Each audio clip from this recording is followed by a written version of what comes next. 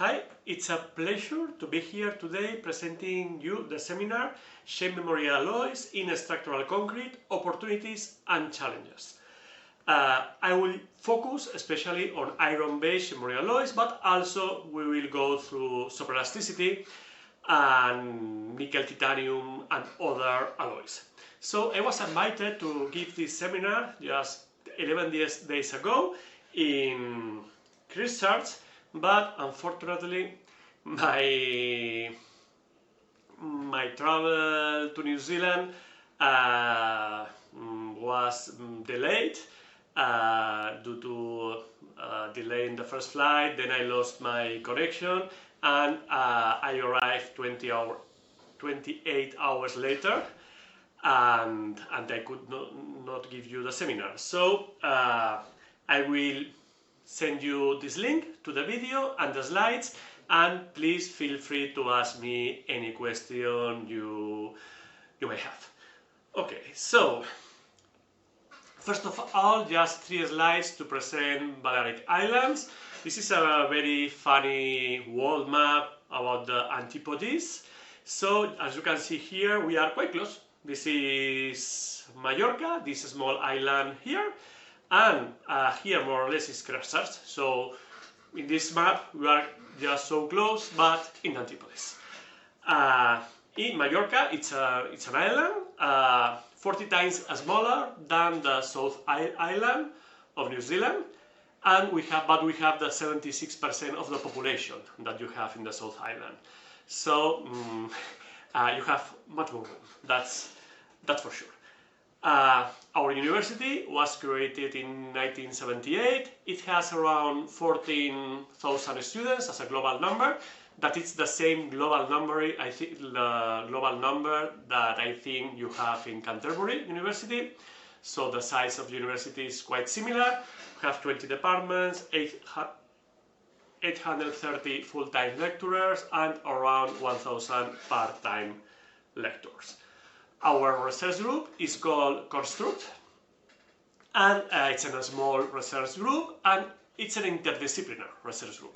We are architects, mechanical engineers, and civil engineers, plus other material scientists, engineers, collaborators that also help us a lot in the topic of shape memory alloys.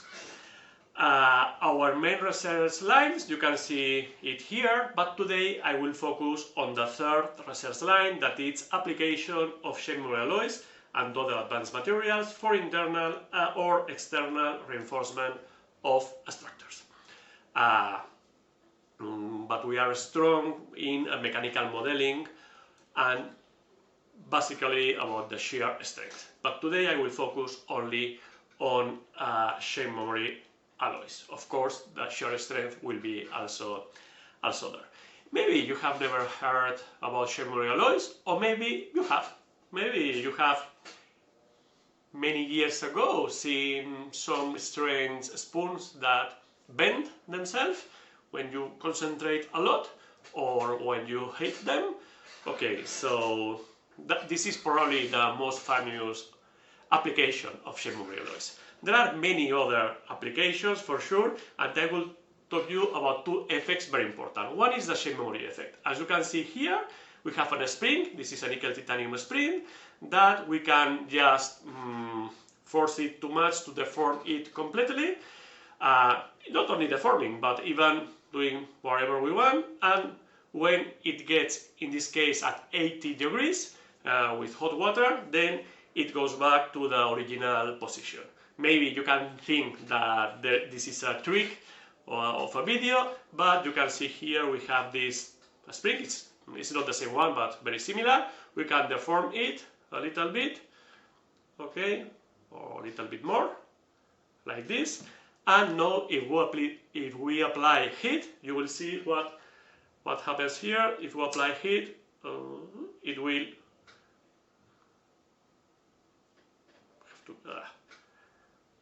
will go back like this to the original position. I don't know if you can see it very well here. So this is the shape memory effect, and this is very important, and we are going to use this principle for pre-stressing. Other applications are related to superelasticity. superelasticity is the capacity of having high deformations, stress, and going back to the original position. For example, this is a nickel titanium small tube, and we can deform it. Here in this video from YouTube by Professor Saidi, you can find in this link, you can see accelerated bridge construction of different pieces are joined using nickel titanium bars, and they can have huge drifts, more than 8%, 10%, and they go back to the bridge goes back to the original position. This is superelasticity. So in this presentation, we will go through superelasticity and shape memory effect. Well, shape memory alloys are not only for actuators or bars for bridges, but they are in fact in our everyday life in form of stents. These coronary stents or many other stents that they are used in surgery are made of nickel titanium. Why? Because they can be deformed very, very small, placed inside our body in the correct position, and just to expand when it's in the correct place thanks to the superelasticity.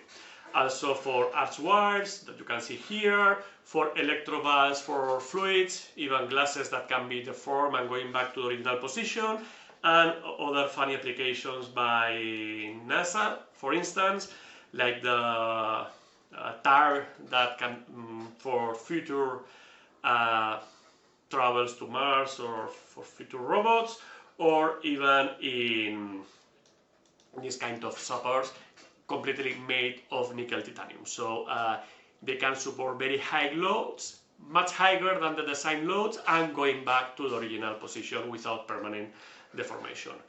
The key of this behavior is the Martensitic transformation. The Martensitic transformation is a solid state, displacive and non-diffusive transformation in which atoms move cooperatively through a small displacement, preserving the initial lattice. This means, for example, these atoms here, A, B, C, that they were neighbors in the original position, we can deform it.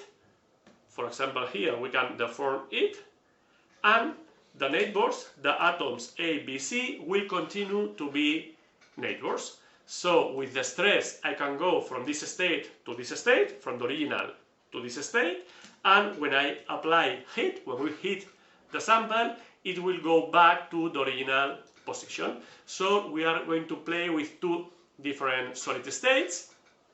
That is austenite. Austenite has a higher symmetry and it's produced with higher temperature, and martensite that will have a lower symmetry and normally it's produced at lower temperature. Okay, this is different than the plastic deformation by slip, in which if we have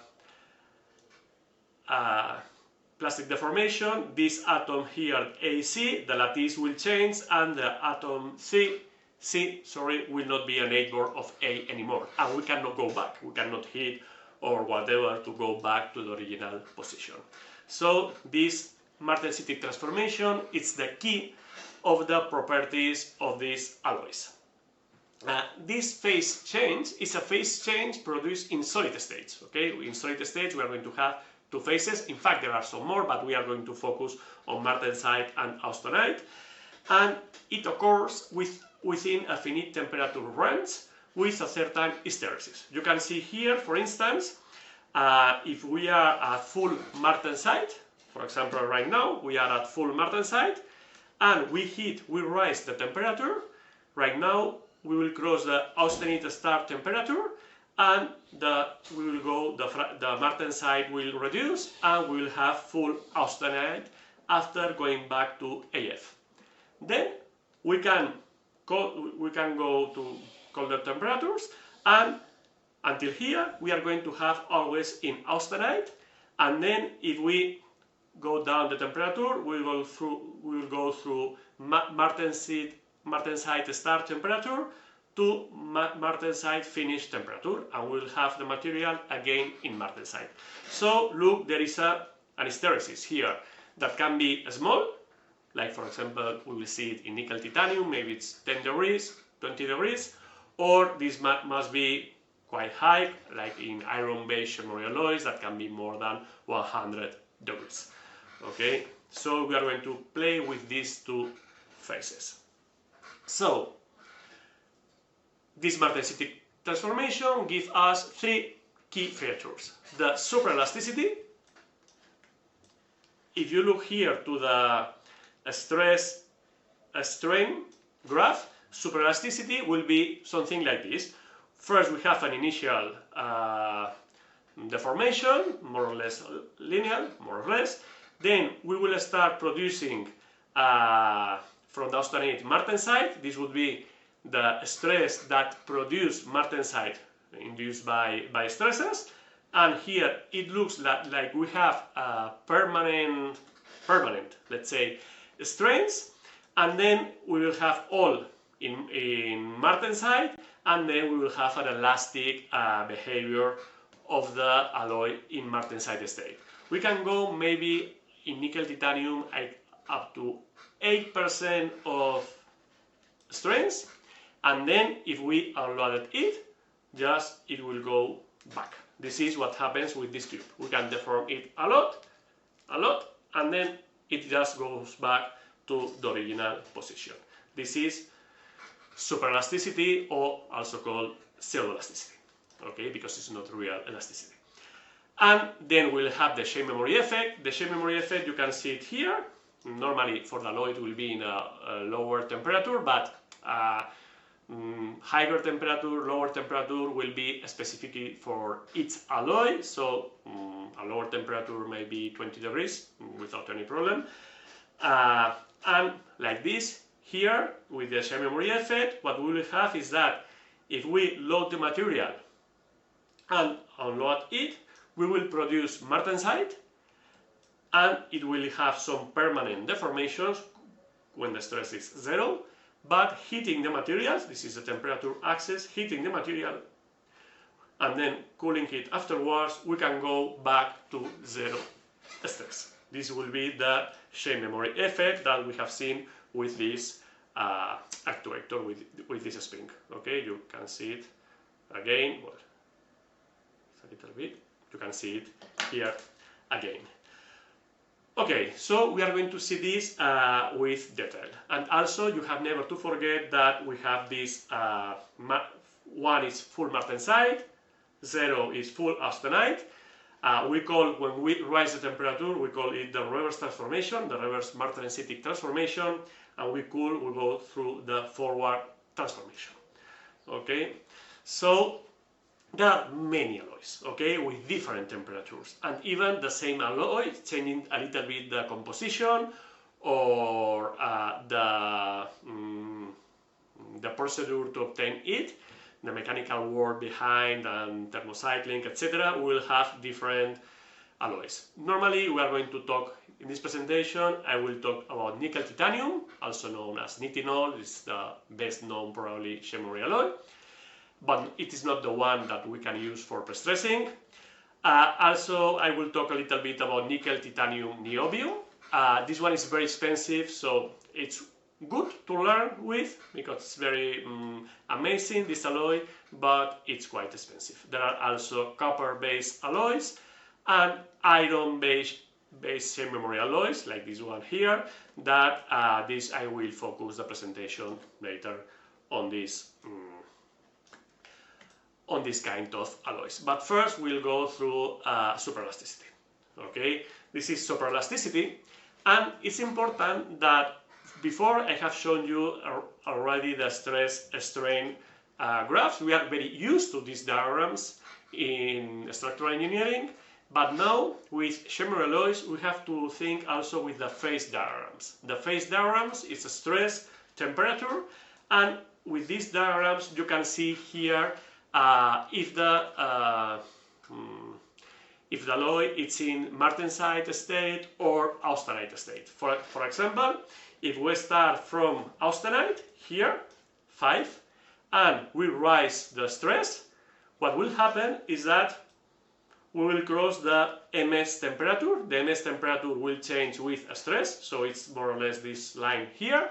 So when we cross this level, we will start having martensite inside, and it will be full martensite after crossing the master site finish stress. That will be here. Okay, this point here, it's this point that we will have here. After that, we will have the twin martensite, a martensite that is oriented towards the main strain direction, and we'll have another elastic material for martensite. After getting here, it can be this 8% for the alloy of this tube, for instance.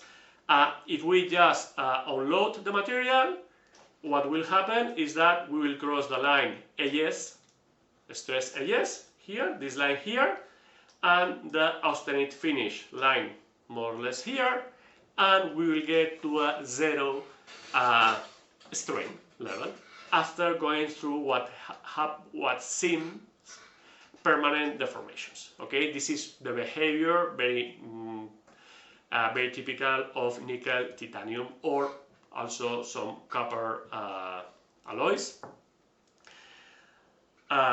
Well, this is ideal, okay, stress strain, and this is a realistic one. Here we have a wire of nickel titanium, and you can see here that we start at 0 degrees. We just go here to 6% of strain. This is a lot, 6%, and we unloaded it, and you see that we get to a residual strain of 0.099. So we really don't get to the 0 here, but a very small residual compared to the 6%. And then if we load it again, here, we cross also this martensite start temperature, martensite finish temperature, and here it will be a linear behavior in the martensite state, and here we arrive to maximum stresses of very high, around 1,400, 300 MPAs. Okay, this is we have tests, you cannot see here, but here there are 3 different samples, and you can see that they go just very at the same point. Normally the maximum strain is higher, but here we had some grip problems, okay, but you can get to much higher ultimate strains. Okay, this will be nickel titanium superelasticity, but the tests are going to be sensitive. There is a sensitivity to testing speed and also to temperature. In fact, they are linked. Okay, you can see here that this is a cable made of 49 individual wires. So with 7 individual wires, they made this strand, and with these 7 strands, they make this cable. So at the end, there are 49 individual wires in this strand here that we test in collaboration with some people from the University of Michigan here, that they are really experts in nickel titanium alloys. And you can see here that depending on the speed, the stress strain graph will change a little bit, and this is because if you go very fast, the material is going to, the temperature, it will heat during this Martensitic transformation, and as it is sensitive to the temperature, at the end it is sensitive to the testing speed. Okay, or we saw at the beginning that there was a residual strain, and if we cycle the material, you can see it more the first cycle and the cycle number 50. The residual strain will increase a little bit. Okay, you can see it here for different cycles, but here we are getting the material to this cable to 8% deformation. So this is a lot, and at the end, the beginning is very small, the residual strain, and it increases a little bit, but it gets stabilized. So this is important. You can see here the different graphs. Also, what are the most common research application of superelasticity? I'm talking about nickel titanium, also remember copper based alloys. Okay, so for instance, for plastic hinges, you can go through to this paper of Professor Andraues that they use in this case shape memory alloy FRP composites.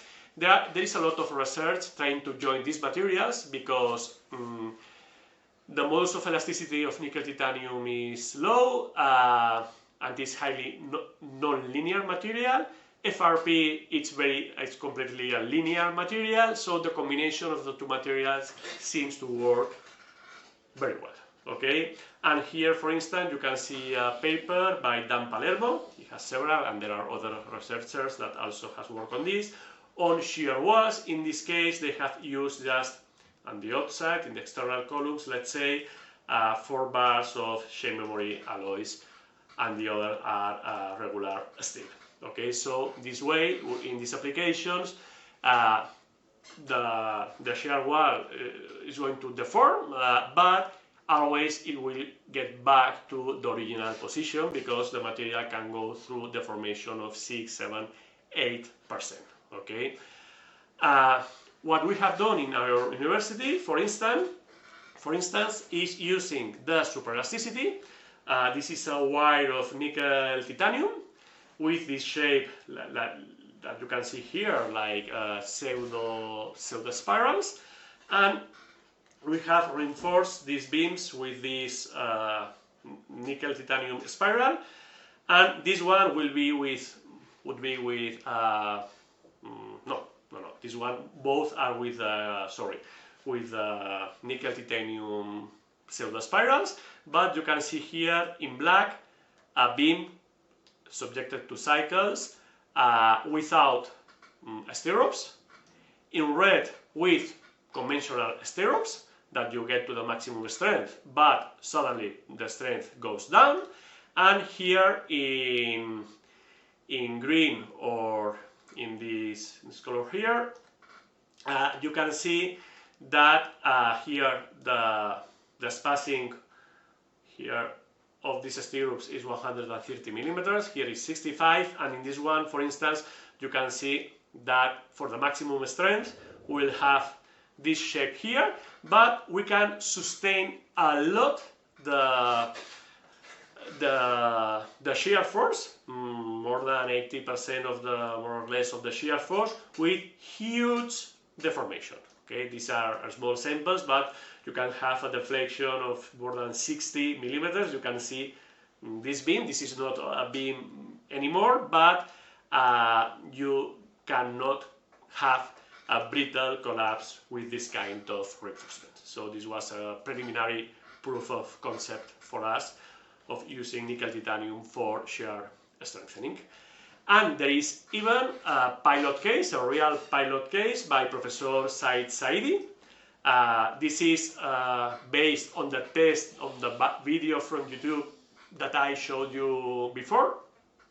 And in these columns here, you can see that there are some nickel titanium bars, and with these coppers they are connected to conventional reinforcing steel, so they are creating a plastic hinge here, and this bridge that was I think it's in Seattle, I would say, could go through huge drifts here and going back to the original position.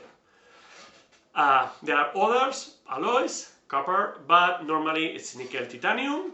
They have a low, it's important to know that nickel titanium has a low modulus of elasticity.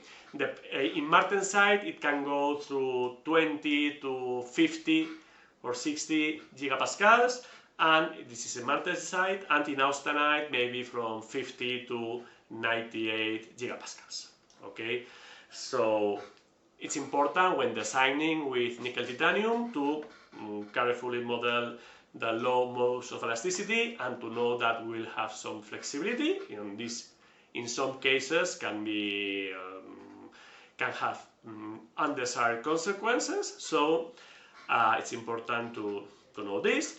And of course, nickel titanium has a very high cost. This is also important to know. In any case, the high cost when we are protecting a full structure with just a few meters of nickel titanium, it's relative. I would say that the high cost is always relative, because you have to think in all the infrastructure, you have to think in keeping the infrastructure in service, as you perfectly know in Christchurch. Okay, I don't come from the seismic engineering, but you for sure you do. And so until now we have talked about superelasticity, and now I'm going to go to the shape memory effect. The shape memory effect was this effect we had here. If we go close to this, normally talking about shape memory effect, I will refer to iron-based shape memory alloys. There are others also, like nickel, titanium, niobium. I will talk a little bit later, but iron-based shape memory alloys has a lower cost than other alloys. 70% more or less of these alloys are iron, and iron is a cheap material. Okay, but it's still a little bit expensive. We are going to use the shape memory effect to pre-stress. Okay, and the key also is to use not only stress-strain diagrams, but also stress temperature phase diagrams that we call. Okay, here what's going to happen? We are at the beginning at austenite, and we predeform the alloy, maybe to 4% for iron-based shape memory alloys, and this would be to go to 2 and 3. And we'll have some permanent deformation. Permanent, okay? They are not really permanent. This would be 2 and 3, so 2 and 3. Okay, so when we are at this stage, normally it's the manufacturer who is going to do this process, and then if we take this material free and we heat it through 4 and then 1, this will be 4, and we could go back to 1. Here it's not indicated. We'll go to the original position. Okay, with some alloys this can be very high, 6%, for instance. For iron-based shape memory alloys it's smaller, but it also works for pre-stressing, because here, okay, from here we hit the material and cold it down, then we go to the original position, but we are going to use this effect for pre-straining. How we are going to pre-strain that? How we are going to use this material for pre-stressing? Okay, so first we'll have to predeform the material up to 4% more or less, and we'll have some apparently permanent strains. Here we are going to fix the bars, the corrugated bars that exist in the market, in Europe and in China. It seems that you can fix them to the structures, and then you can produce you can activate the material. So you can heat the materials. First you will have thermal dilatation, and then you will cross the austenite start temperature, and you can go up to the austenite finish temperature, heating, then cooling it down, and you will go back to Martensitic state probably, and you will generate this recovery stress. Recovery stress here, that is not like a pre-straining, steel for pre-straining, it is not going to be 1000 MPAs, but maybe like putting a normal steel in work, around 300-400 MPAs. This will be more or less the idea. So you go back to the material, and here you can just load your structure. This will be the stress-strain diagram in service. It's important to take into account that the original behavior is non-linear. This is a kind of, in fact, it's a stainless steel material, and it's non-linear, and it's non-linear at the beginning, and it's even more non-linear after the activation of the material and generating these recovery stresses. These are ideal, let's say, behavior, and here you can see not so ideal but realistic behavior with these grips here, and you can see that we put the corrugated iron-based shell-memory alloy bar. We hit it, okay, we do some preload to avoid buckling of the bar because the grips do not work in compression here. Then we hit it and we will go through AS temperature, austenite start temperature. We hit probably around here, we have the austenite finish temperature. We have hit it a little bit more here, it's completely unnecessary. And then going back, in this case we have recovery stresses of 340. Take into account that here we are hitting with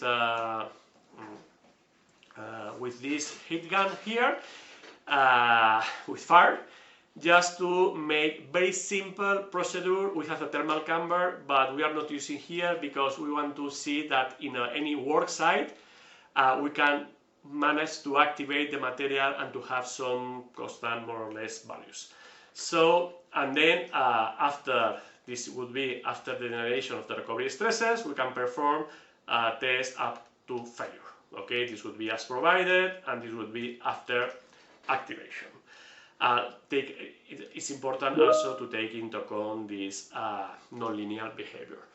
The modulus of elasticity of iron-based shell-memory alloys, it's more or less that of stainless steel. It's a little bit lower than normal steel. If normal steel is around 200,000 MPAs, 200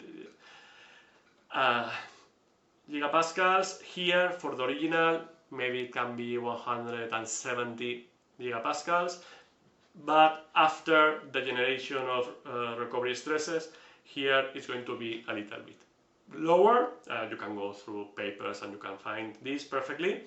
And we have used this, for instance, I will show you later, for reinforcing the negative bending region in hollow core slab floors, for instance. You can find this in the market. In Europe, you can find in Profesor, that produce, they are the original company that is producing this material from a patent by EMPA in Switzerland. This iron-based shell-memory alloy have a 1% recovery shape, so it's not so spectacular as this spring, but it works for generating pre-stressing stresses. The activation, you can activate the material to 160 degrees, so this is important to avoid damaging your concrete, which is important. That without pre-stressing, this would be more or less the yoke modulus, as I commented you before. The ductility normally is quite high, around 20% or even higher. It has a high corrosion resistance, more than 10% of chromium in the composition, and high also fatigue resistance. And this is the number of real projects, strengthening projects, carried out in Europe by this company in more than 2 years ago, that it was in Central Europe and basically in Switzerland. Right now, that is the origin of the company. This is because the material is probably still expensive for southern countries, but we really hope that if the demand increases, then probably the price will be able to go down, we think. Few real strengthening applications. I have reported here 2 papers. Then here you can see, well, this is the web page by Profesor. You can see here some strengthening on shear and longitudinal with these rivet iron-based bars. Or here you can see with strips the pre-stressing of a steel, an old steel bridge, more than 100 years bridge. Okay, you can go through these publications here. Regarding these iron-based shell-memory alloys, we have used different strips. and different rivet bars at the University of Balearic Islands. And for instance, we have used this A would be for external shear reinforcement in rectangular beams at a smaller scale. Also shear reinforcement in T-beams that you can see here at real scale in this case. Also preliminary research on confinement of cylindrical specimen, because you can heat the material, it just will generate compression stresses in your specimen. For here you can see for active reinforcement for negative moments in hollow core slab floors to give active continuity to these floors that normally they are pre-stressed that only for positive bending moments. And this way we can, this is a pilot case also in a school, I will show you a little bit later, and just experimental campaigns on flexural reinforcement in concrete elements. For example, for the shear strengthening, this is nickel titanium niobium. We start working with nickel titanium niobium at the beginning because there were not iron-based memory alloys in the market when we start working. And we can fix the material this way, and when we heat it, this is very, very funny, we put it in a very bad way, we heat it, and first you have the recovery of the shape, and after the recovery of the shape that it gets completely straight, then you have the generation of recovery stresses.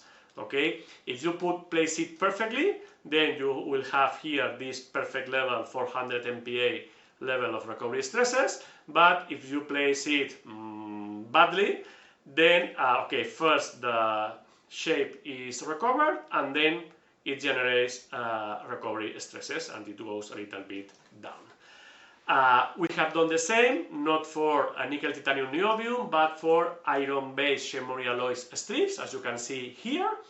And this is when we place them around the real scale beam. And after heating it, you can see that this gap is closed because it really compressed the web of the beam. So here you can see two different experimental campaigns with small elements and with real scale elements. And here this is the increase of the strength. Sorry, as you know that is in Spanish. Sorry, the increase of the strength with respect to the reference beams, and you can see that the increment is quite important. And when we activate the material, the activation is here, these two lines here, we have a more stiff behavior, but at the end, in shear, the ultimate strength is going to be very similar if we activate or we don't activate the material. But we will have a better behavior at the service limit state. In the T-beams, we had some problems because we anchored them, we mechanically anchored them in the web, and we were not very happy about this because the crack goes, always will go at the position of your mechanical anchors, and this was not very, very good, and we proposed in the paper to improve this. What are we doing right now about iron-based memory alloys? Well, we have seen that, okay, you generate some recovery stresses, here higher than 400 MPa, and then due to the unlinear material and the fact that you have martensite, and when you load, you are going to produce, you have austenite after the recovery stress, and when you load it here in semicycles, you generate martensite, the stress recovery will go down. Here you can see many cycles, and if we go to 0.5 strain here, we are going to lose this stress recovery. This was something that really worried us a lot, and we decided to study it, and this is still research in progress. And here you can see 5 cycles. First we heat it, we generate these recovery stresses, then cycles, we go to zero, but if we heat it again, it will generate again the recovery stresses, we perform the cycles, again, we heat it, we perform the cycles. We have done this for 5 times. We hit it again, and we perform the cycles. So it's true that when you have high loads, you can lose these recovery stresses, but if you have the opportunity of activating again the material, then you can recover your initial pre-stressing. So I think this is a very promising result. We are still working on the analysis of this data, and we have done the same in concrete beams. We have built some beams. This in the positive bending moment, the tensile position, will have iron-based memory alloys here. At the beginning, we are not going to cast the concrete cover to simulate that you can do that in a restoration, for instance, in the negative part of a floor. And then we are going to activate. First, we are going to activate here with fire, and then we are going to reactivate using that we have access to the bars, and we are going to use electricity. Okay, and with electricity we can heat the material and produce the activation. When we heat,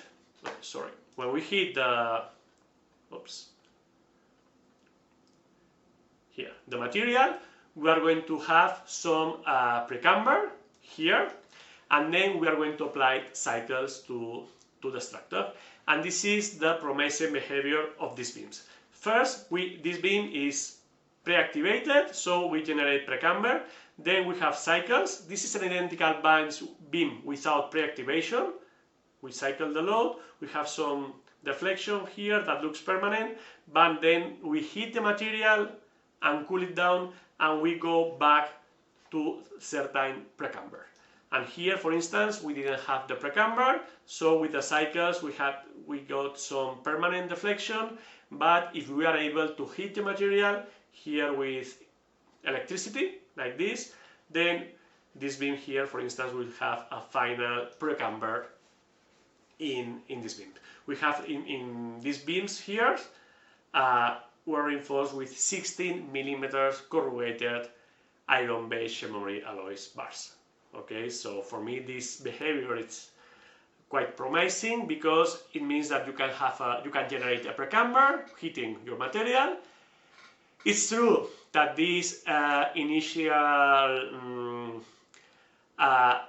recovery stresses can be lost if you have some high loads. If they are small, you are not going to have any problem. But even in the case that you lose this initial strength and you lose your precamber, or here without activation you have some permanent deformation, you heat and cool the material and you generate again the precamber.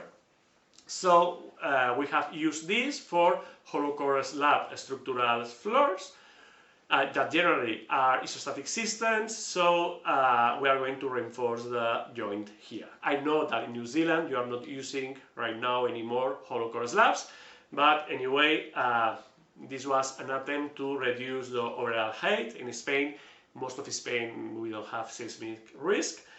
And in fact, this idea, we're very happy because our PhD student at this time, now Dr. Sandra Bonin, won a prize on innovation in concrete by FIP, International FIP.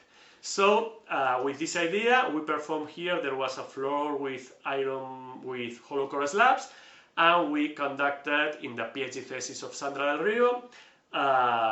This is the school. In this part here, we conducted a pilot case, a pilot study. We use here the corrugated iron-based memory alloys with couples here to join it with conventional steel, and we heat this material here. Okay, we are using couples here. One is a conventional steel, the other, well, in this case, this will be conventional steel. This is iron-based memory alloy corrugated bar. And you can see here the procedure in a real work site. This was an important step for us because we wanted to know that it was possible to perform this in a real construction with the normal means that you have in a work site, and what we estimated with a very simple model.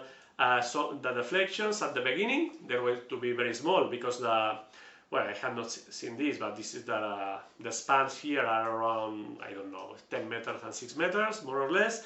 And we plan to have initial precamber, and it was 0.7 for our model, and we got 0.6. This model was very, very simple, and here 0.2, and we got a little bit higher. So you can see here the precamber that we generated just heating the material. As you can see here, to the objective temperature of 200 something degrees, Celsius degrees. So the presentation is almost over. I have talked about superelasticity, about shape memory effect, and also it's important to just few slides regarding the damping capacity. The damping capacity comes from the stress-strain behavior of this material. This would be in Martensite, this in austenite. Here is with superelasticity. Here we start in Martensite, we don't have superelasticity, but the energy that we have, the amount of energy that we have here to dissipate, it's a lot.